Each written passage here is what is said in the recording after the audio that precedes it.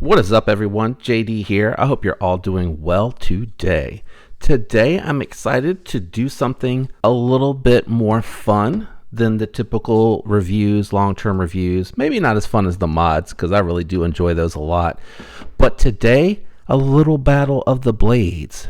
A tiny tip-off between a couple of folders. Okay, all that pun and awful dad jokes aside, I did want to go ahead and bring you a battle of the blades against some small knives. The criteria was really simple. Blade just needed to be 3 inches or less, needed to be a relatively small carry, something that was very minimalist, and it had to be a folder. That's about as generic as I could make it. Let me go ahead and bring out the contenders. First up is going to be my Civivi Elementum. Not going to do the specs just yet because I want to just include the specs as part of the blade battle, and the awful pun about the little blade battle is because of the size of the knife, just in case you didn't get that awful dad joke from the beginning. I did move away from the green silicone mat. I actually found it was kind of picking up the dirt off of the boxes that I was bringing in for the unboxing, so I am back to the gray board.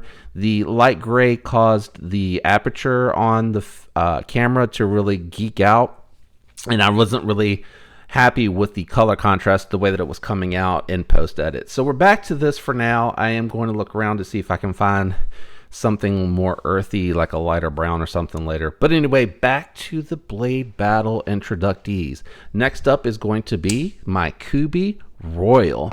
This is going to be entry number 2. All right, next contender is going to be the Petrified Fish Mini Beluga.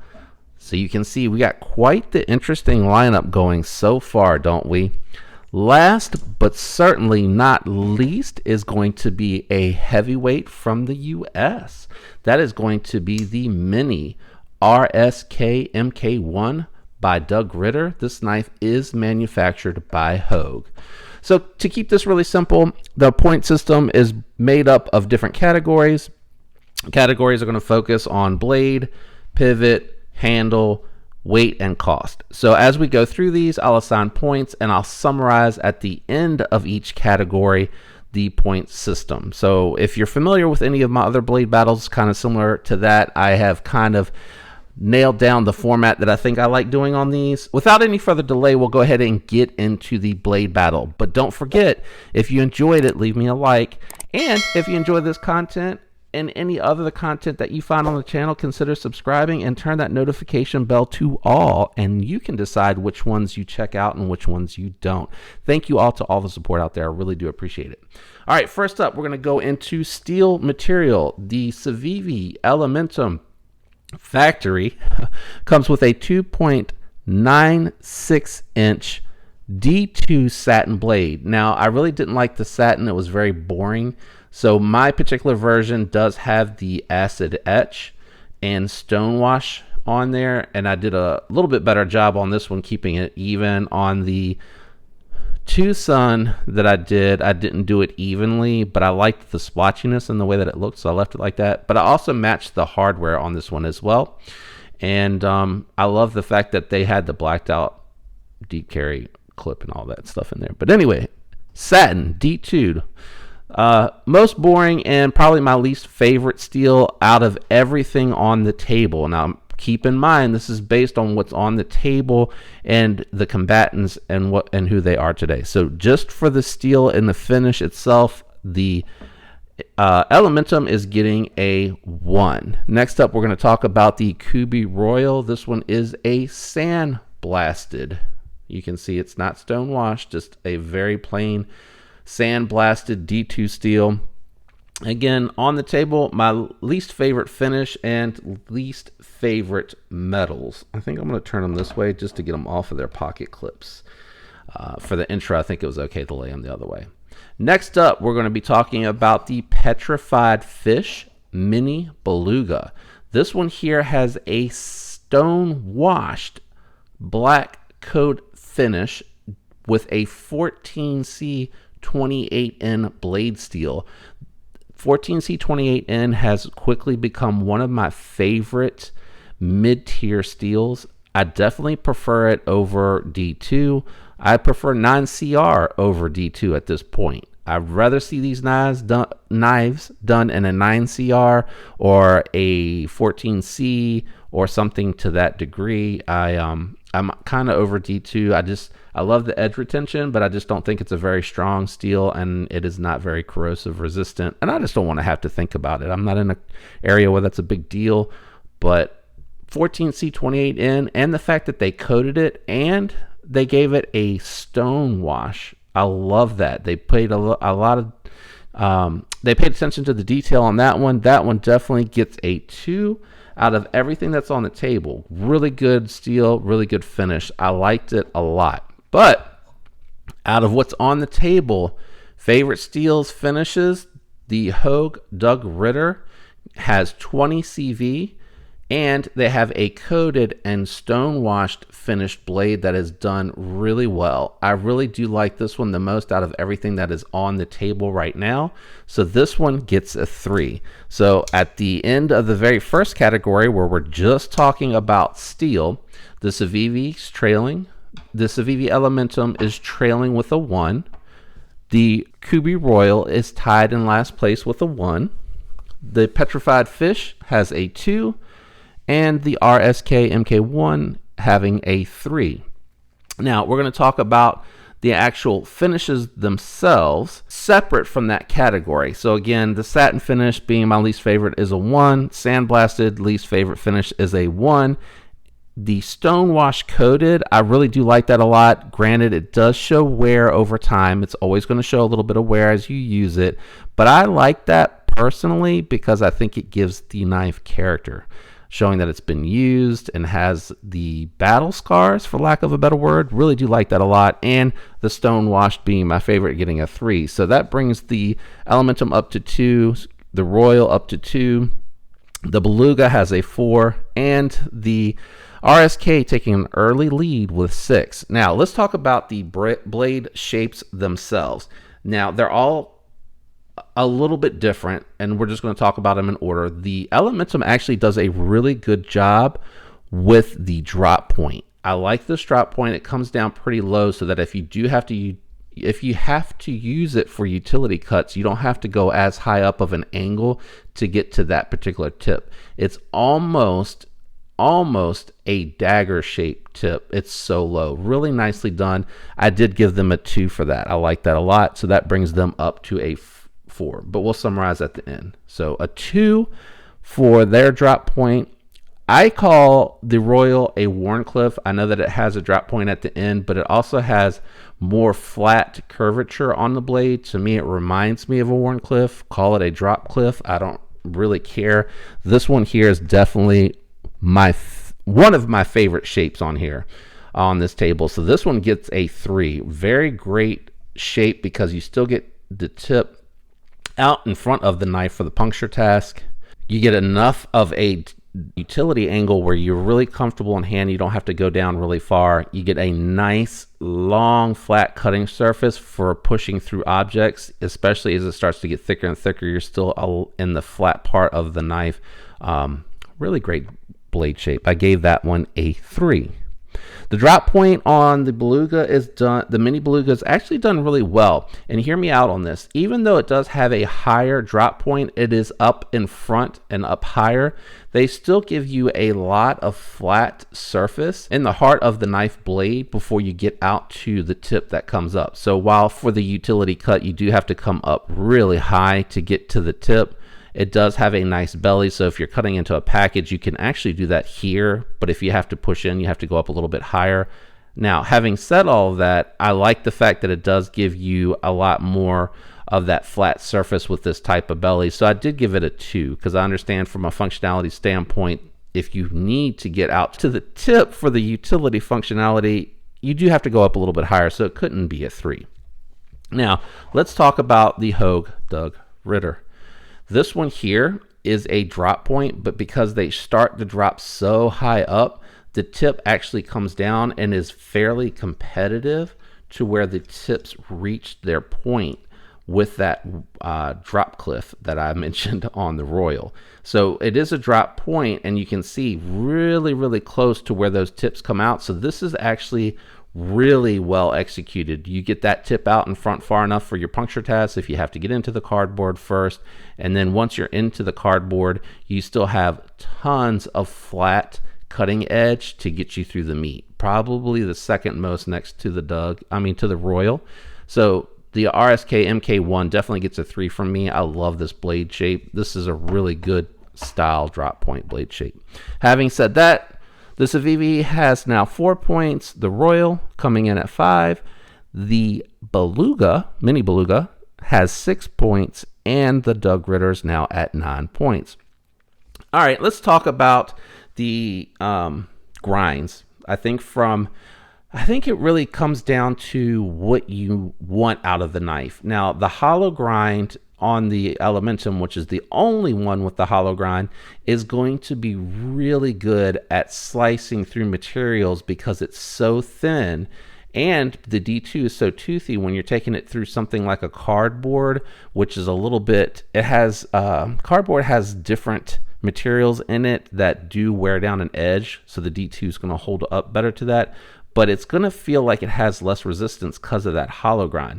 Having said that, these drop points are really thin. All of them are really thin behind the edge. It looks like when you're putting your hand in right behind the edge, it looks like there's almost nothing between them. The Royal probably has the thickest behind the edge, and it's still really thin, especially when you take a look at, let's look at the Beluga real quick. So putting it right behind the edge, it looks again almost like my fingers are about to touch. It almost looks like there's nothing in between the fingers. I had a little bit of a bad angle at first, and I might have on the Royal as well. Trying to do this through the camera is really hard. This is a really thin flat grind. I mean, really thin. Let's see, there we go. So again, looks like my fingers are almost touching. I really had a hard time knocking any of these off. I think the hollow versus the flat depends on the task, depends on what you're using it for. I really enjoyed all of them. I went ahead and gave them all a 3. I really didn't think there was any reason to knock any of them off because they did a great job with the grinds that they used. It is harder to produce the hollow grind, and it does take more effort to produce the hollow grind, but they all did a really good job keeping it nice and thin and slicey and not a very thick stock, so it's going to get through what you need to cut really easy. That gives this a VV 7 points. The Royal coming in with 8.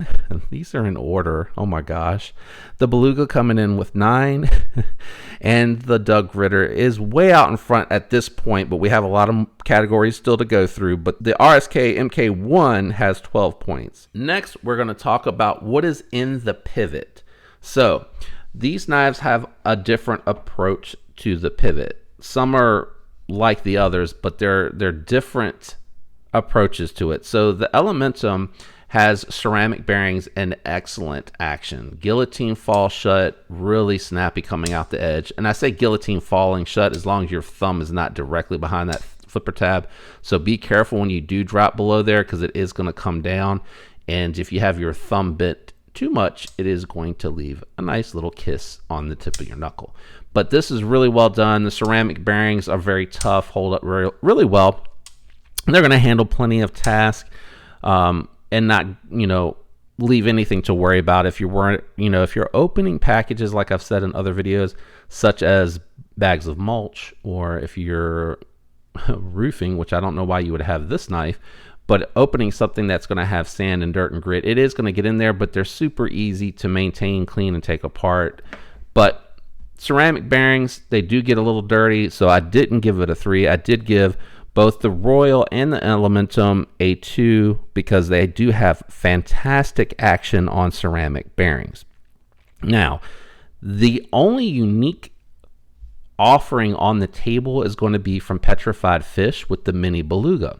They send it with the bearings in the pivot, and it has fantastic action both on the open and the close. Now this is still breaking in because it does have the coating touching the detent ball, so I need to just wear that track down a little bit more for it to get smooth. You'll notice as I use it, as I open and close it, it gets a little bit better, but I still need to finish breaking it in. Having said that, it does have ceramic bearings in the pivot from the manufacturer when it's shipped, but they also include a set of thicker phosphor bronze washers, which are not going to be as susceptible to the dirt and the grime getting into the ceramic bearings and potentially gumming up the action and things of that nature. So this one gets a 3 because that is very unique, and it does make it a little bit more industrial duty, or have a more hard use temperament built into the design of the knife, having the phosphor bronze as an option in addition to the silky smooth bearings. Now the Doug Ritter comes with the phosphor bronze washers because it is intended, even though it is a small knife, to be used hard to hold up against the, being in the field, whether you're out hunting, whether you're again opening bags of mulch, potting soil, just trying to think of things like in the normal day-to-day that people might encounter that have the dirt that could grime up the ceramic bearings, dust, debris, dirt type stuff. The phosphor bronze washers on here are very smooth, very well done. The action feels really good. Unlike, say, a Sabenza, which does have phosphor bronze washers, but how it's built to have zero tolerance and no play, you do have a hydraulic smoothness to opening and close it, but flicking it is not going to feel as smooth as, say, this RSK MK1. So it does have fantastic action, and the phosphor bronze washers, for all intent and purposes, are better suited for a dirtier environment. Not to say necessarily harder use, but just going to fare better against that dusty, dirty environment. It's not going to gum it up. It's not going to get in between the materials to worry about it. Now, having said that, the action not being as smooth as the ceramic bearings, it's not as glossy. There is a little bit of resistance. You have to kind of get it started to close, and it doesn't close shut. Now you can get these to do that, but if you do, you tend to start to develop just a hint of blade play. I think Hogue does a really good job with their phosphor bronze washer and their crossbar lock to give you as glassy of an action as you can without having the ceramic bearings in there, but it's just not going to be as responsive as the ceramic bearings. So I gave it a 2. All of that to say that I gave it a 2. Now, here's the score after the action in the pivot. That is going to give the Civivi a 9. It's going to give the Royal a 10. It's going to give the Petrified Fish a 12, and giving the Mini RSK MK1 a 2 puts them at 14. So the Petrified Fish is catching up to the Doug Ritter. Next, we're going to talk about deployment / fidgeability. Now, this is not as important to everybody. It only really affects some or the others. So the deployment, I decided to approach it that if it has a fidget factor, it does help the cause, but it doesn't make or break the bank. So one mean of deployment being the flipper tab on the Civivi. If you can get your finger in there and you have a lot of strength, you can reverse flick the Elementum, but it's really not designed for that. So that's kind of where I took the consideration when I thought about that. The action's really good with the ceramic bearings. The detent is really well tuned for that flipper tab. In fact, if you try to just close it shut without having pushed it past, put your thumb past the engagement for that thumb stud and having it drop down, it does take a couple of shakes to close it because the detent is so well tuned. But it's really, it's really well done. And again, you can reverse flick it if you can get your finger in the right spot on the blade to deploy it. But Again, designed to use the flipper tab only, and it's not something you can do consistently to do that reverse flick. So I did give the only one means of deployment a 1 for the Civivi. The Royal has the front flipper as the initial means of deployment, which gives you a lot of fidgetability for deploying the knife and really a lot of fun to fidget with if that's your thing. But it also gives you a thumb hold to reverse flick, or if you're not into any of that fidgetability, you still can use, you just got to find it depending on the size of your finger, the spot, you can use it to slow roll it open. So it does give you a wide array of ways to deploy the knife, and I did give it a 3 for that. I'm not going to go over all of that again. The same thing holds true for the Petrified Fish Mini Beluga. It's just they have a fuller instead of a thumb hole, but it's really well done, and it, because of the execution, it really works functionally very similar to a thumb hole, just as reliable. Last but not least, oh, did I mention the score? I gave both of these a 3 for their deployment / fidgetability. Excellent. Just really well done on both of these. So let's get on to the Mini RSK1.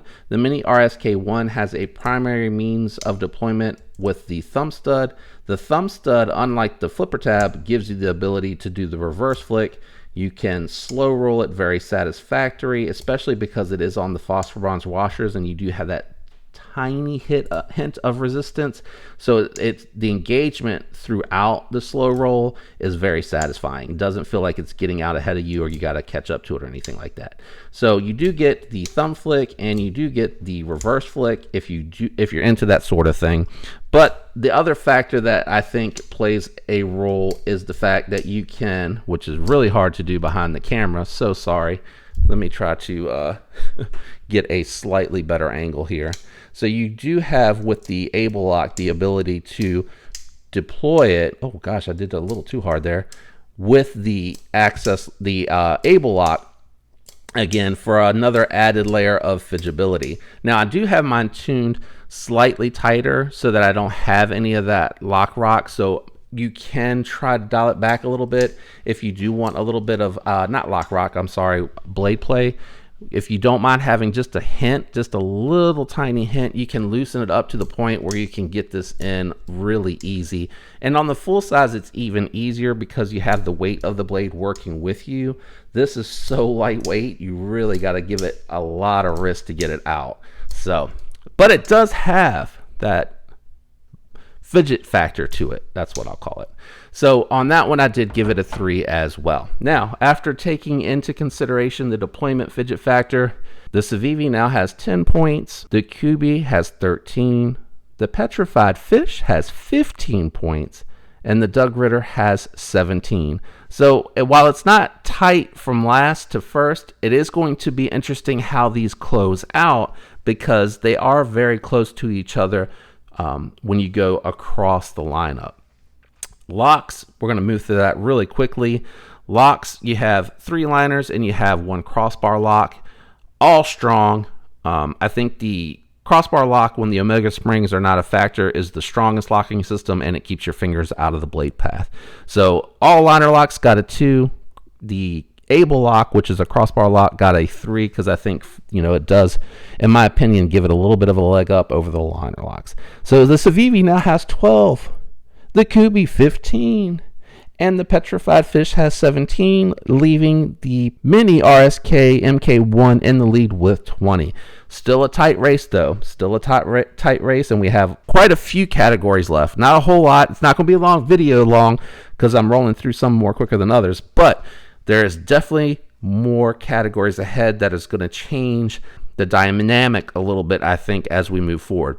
Next, we're going to talk about handle materials. And again, I'm going to go through this quickly, but I still want to cover it.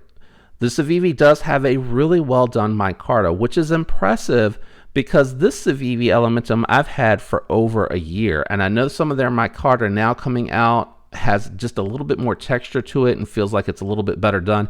But this micarta is still really good and very well done. I think this micarta probably set the stage for their next tier micarta that they have in some of their newer models. I really like this micarta. It feels really good in hand as you sweat or hold it, or you build up some moisture between your hand and the knife and you're holding it.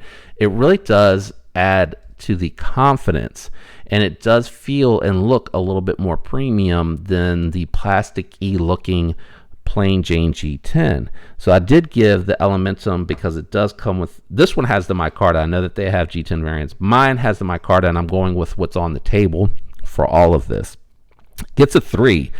Now, the Royal has a very well done, nicely textured, and it has a little bit of chamfering G10. But I do think, while I loved the JG10 when it first hit the market, I think it's kind of plain and boring now. There's not a whole lot to it.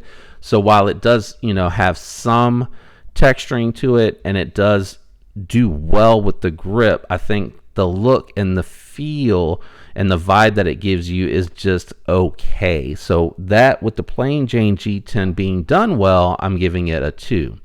The last two, because they did offer G10, but they're doing it in these Damascus patterns, and they're even more so with the Doug Ritter giving you the bi-directional, but you do have some texturing, very small texturing, almost micro milling going on with the Beluga, which really gives it a nice slick but grippy feel to it. I think that gives some excitement back to the G10 with the Damascus product and the different things that you can do with it. I think that ends up coming out looking really nice, looking really good. So I did give those both a 3 because they're well executed, have really great grip because it does give you the bi-directional or the micro milling in there. And so does the Royal, but the Royal just feels a little bit boring when I'm looking at what's on the table, and the micarta gives that premium feel to it. So with the handles out of the way, the Elementum bumped up to 15.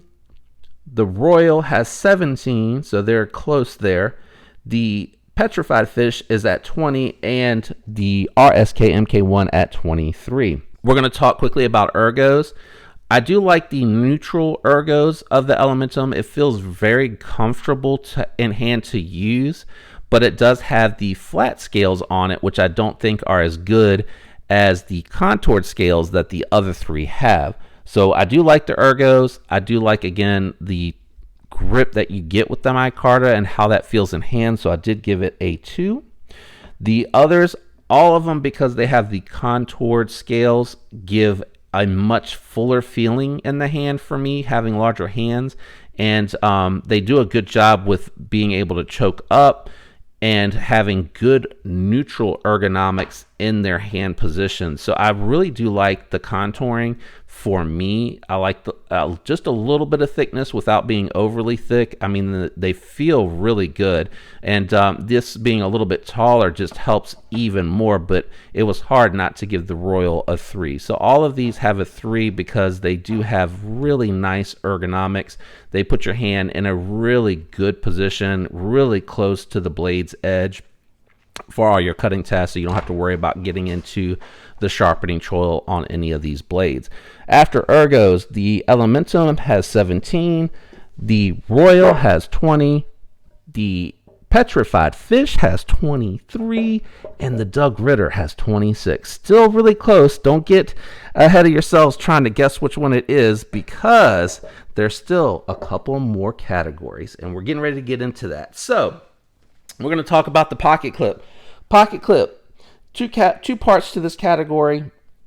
First is going to be the fact that, and we're just going to run through them. The Elementum has a nice, well, good enough. I would say a good. I wouldn't say nice. It has a good deep carry pocket clip. It is flush mounted, but they are inset screws in and out of the pocket. Good, goes all the way to the deep part, but it is not reversible. So I did give it a 2. The Royal has a reversible deep carry pocket clip.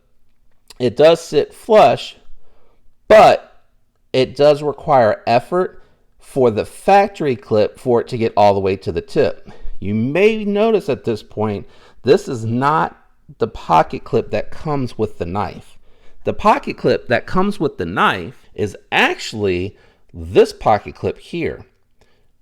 And you can see how much thinner the standard pocket clip is versus the one that I put on from Civivi onto the Kubi Royal. And if you've made it this far in the video and you're just now realizing that it is not the same pocket clip, that it is the Elementum pocket clip versus the Kubi pocket clip, that just goes to show you how well this actually matches all the sand blasted finish that's on the Kubi Royal versus the actual 321.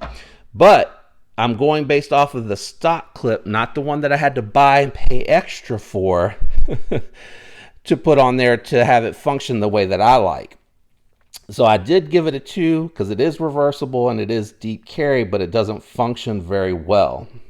Now, the pocket clip on the Mini Beluga is probably my favorite out of the bunch here. It is really designed perfect. I think anyone that's making pocket clips needs to look at the Petrified Fish or the Kaiser. I think has done this very well. Also, it has perfect amount of thickness to it. It has just a little bit of a lip, which catches on the pocket really well. It's pretty springy, but pretty tough. This one here is actually built into the liner, and it has recessed screws. So even though it looks like it has a thin entry, unlike the Kubi, which the lip is what catches it and keeps it from going deep, this one goes really deep, ultra deep. That's what she said. It is also reversible, so this one gets a 3. The Doug Ritter is also a reversible deep carry. The style of the pocket clip is perfectly executed. It goes all the way to the tip because they give you enough thickness here, but it is flush mounted, and it does have the rounded screws, but that doesn't hinder it from going in and out. That just affects the ergos. You feel that a little bit more in hand. Having said that, they took the full-size Doug Ritter pocket clip and they put it on the Mini. If they could have just taken the pocket clip and made it a little bit shorter, even if it was the same design, I would have appreciated that a little more. But the fact that it was just thrown on here as an afterthought, and you know, you can feel it in the hand a little bit, I feel like that deserves a 2. Having said that, going through the pocket clip category, the Elementum now has 19, the Royal 22, the Beluga is now at 26, and the Doug Ritter is at 28. So I told you there's a couple of close races going on here. So let's see how this shakes out, because we're getting into the last 2 categories. So who do you think is going to win based on where we're at? I'm sure that you might have an idea of who's in the top running, but where do you think it's about to shake out? Let's get into these last 2 categories. First and foremost is going to be weight. Weight lends to carrying, and it is a factor because how does it feel in the pocket when you're carrying it, especially if you're carrying other gear, other items. That does feel like a factor to me. So let's just run through really quick. The Civivi Elementum comes in at 2.89 ounces. So that does feel really lightweight. When you get under that 3 ounce, you're in that ultra lightweight realm, and it does feel really lightweight. You almost don't know that it's there. So I did give it a 3. The Kubi Royal, a little over 3 ounces, coming in at 3.32 ounces. So a little bit heavier, and because it's not one of the lighter ones on the table, I did give it a 2. The heaviest on the table, but marginally so, is going to be the Petrified Fish Beluga. It comes in at 3.37 versus that 3.32 that I mentioned on the Royal. So that does land it a score of a 2 for the weight category. The lightest knife on the table, which is impressive considering it's giving you more hardware to make and manufacture the stronger lock on the table, and the hardware that's required to make that lock function correctly, it still comes in at 2.7 ounces. So it is the lightest on the table, ultra lightweight, under 3 ounces. It gets a 3. So now the Elementum is at 22 points. The Royal is at 24. The petrified fish at 28 points and within striking distance of the Doug Ritter, which has 31 points. So it's all going to come down to this last category. And that last category is price. So let's go ahead and run through. I'm going to go ahead and do these in podium style finishes. Coming in with 2 points at $53, which is the second cheapest on the table, is going to be the Civivi Elementum. So $53, and the 2 points gives it a score of 24. So it did not quite make the podium, even though it performed admirably. Coming in third place in this battle is going to be the Kubi Royal. The Kubi, coming in at $49, is the cheapest on the table. And all the things that I just mentioned are what landed it in third place for on this particular podium finish. So the $49 and being the cheapest did give it 3 points, coming in with 27 points. So that is your third place finish. So it's coming down to these two guys on the table. Poor little Civivi. All right, are you ready for who came in second? Do you think you know who it was? Coming in at second place with 3 points for its price point and what you get for the money is going to be the petrified fish mini beluga. The 3 points brings it to 31 points, coming in second place in this miniature little battle of the blades, making the number one spot the Doug Ritter RSK MK1 in the mini version, which is crazy because I gave it 1 point because it is by far and above the most expensive knife on the table. But with that 1 point, it had built up enough of a lead in the other categories to land 33 points. Now, this is all in fun.